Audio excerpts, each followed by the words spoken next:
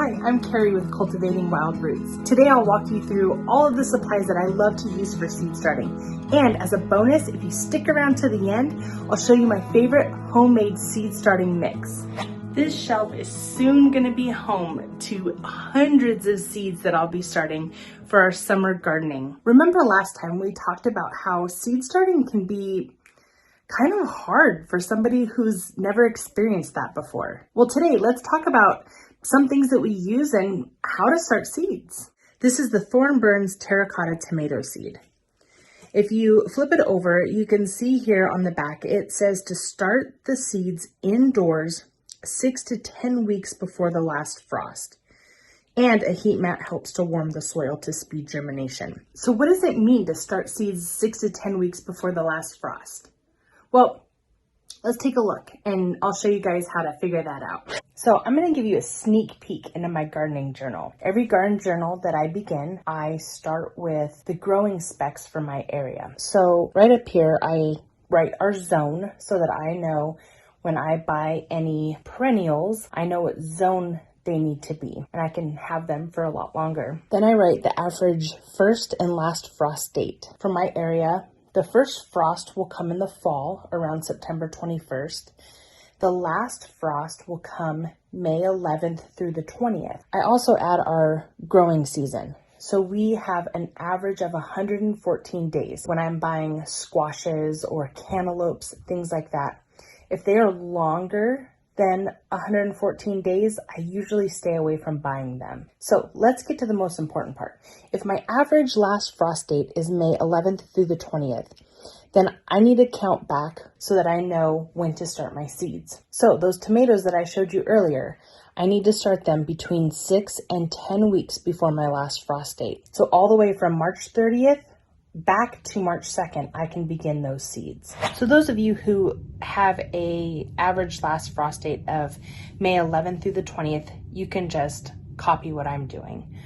But those of you who do not have the same average frost date, I'm going to show you how to figure yours out. My average last frost date is the 11th through the 20th, so I have that highlighted in blue here. Now, I do have the 25th highlighted because the Farmer's Almanac says that this is our last frost date. If you do not know your average last frost date for your area, just do a simple Google search.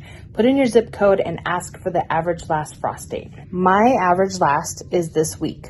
1 week prior to this is all the way back up to May 4th. So you just count back 7 days. So we're going to color this in a different color.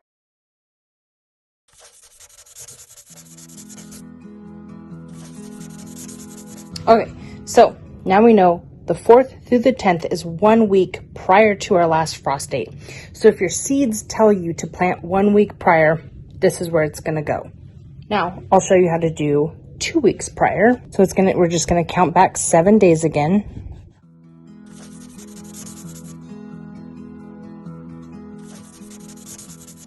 So again, you'll just do this all the way back so that you can get as far back as your seeds tell you. Some seeds might be 6 to 10 weeks. Some seeds might only need to be planted 5 or 6 weeks prior to your last frost date. Okay, so we have that all colored in now. So this shows the average last frost week. 1 week prior to that. 2, 3, all the way to 6 weeks prior. And all the way to 10 weeks prior. Drop in the comments down below what your average last frost date is. So I had my husband install these shelves for growing seeds. We attached each light below the shelves above it so that the lights can hang over our plants. And so we drilled a hole up here so that we can attach the lights there and there. So I'll show you what the lights look like on the top. So we attached each of these chains through the hole and we hold them in there with a nail. But what this allows is for us to lower and raise the light bar because plants, if the light is not close enough, the plants, they get long and spindly and they don't grow very well. So we can raise and lower the light bar to allow us to move the lights closer to our plants. We got these Nanotech T5 reflector lights by Sunblaster. We used them all last year and we found that they worked very well, actually. And they weren't super expensive. So I'll link those down below and you can check them out and get your own. And as you know, plants need water. So I picked up this cute little metal watering can off of Amazon. And I love that it has such a large opening at the top that I can pour in liquid fertilizer if I need to. Okay, so if you use seed trays that maybe had plants in them last year or you started seeds last year, I want you to wash them, because you can actually spread soil-borne diseases from year to year. So I'll take you along with me. We'll wash these up and I'll show you how I do that. You just want to use some hot soapy water and an old rag.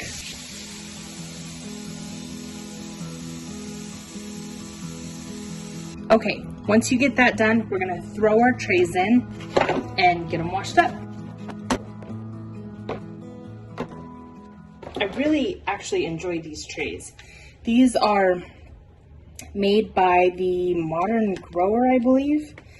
And what's cool about them is they have these holes in the bottom. And so when you're ready to transplant out of here, all you have to do is push your finger up in that hole and it pops that plant out of there.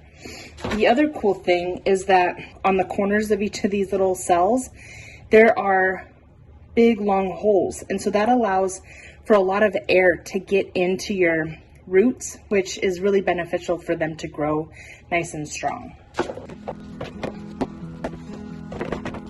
Okay, what's really cool about this tray is you can see that there's all these little holes in it, and so when you have your trays setting in there like so, then you put them in a solid tray on the bottom.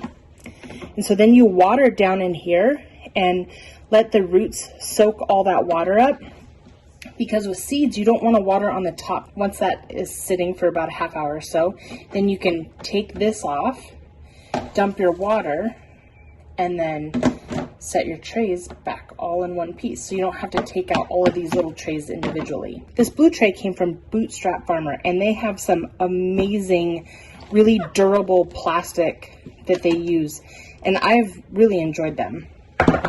This bottom tray is from Greenhouse Megastore. They have some great stuff too. Okay, so once you have your seed trays all washed up, you're going to want to spray them down with an equal part of water and vinegar. And that'll just help kind of get all the last little bit of bacteria and stuff off of there to keep your plants growing healthy.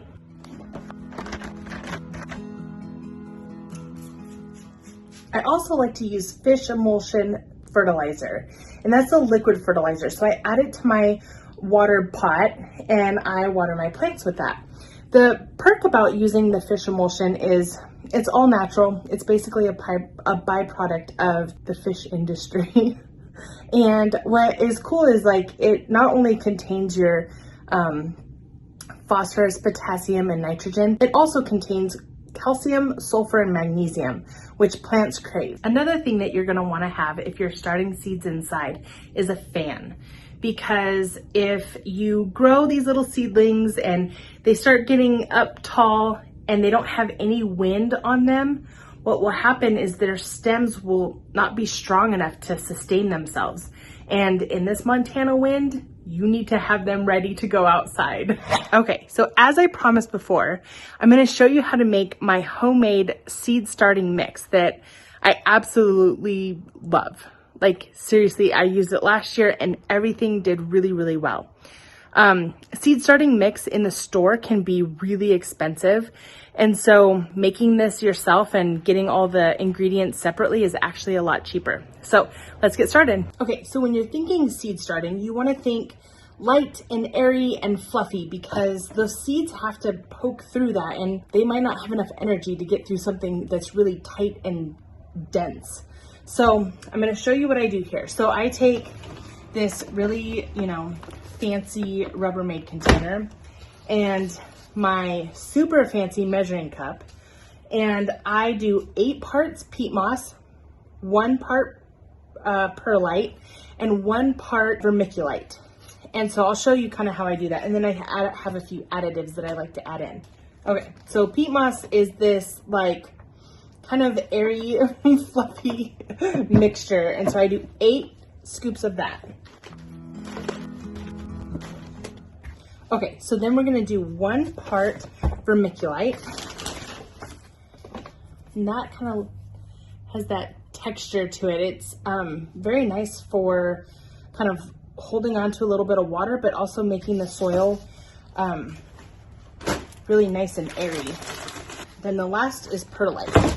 This kind of looks like styrofoam, but this will really make your soil airy. Okay, so we have a nice mix here, and we'll end up mixing this all together. Okay, so peat moss is acidic, so we're gonna add 1 tablespoon of garden lime to help cut that acidity. And lastly, we're gonna add about a half of this cup. So like a half of a part of fertilizer.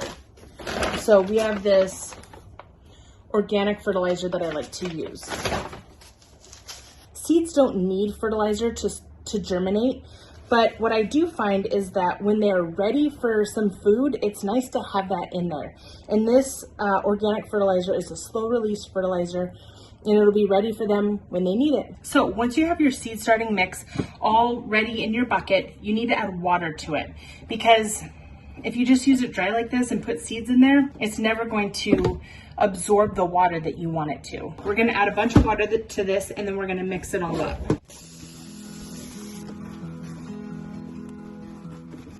Okay, so a lot of times people will ask, well, how wet should it be? So if you can kind of hold it in a clump and it holds itself, you're doing pretty good.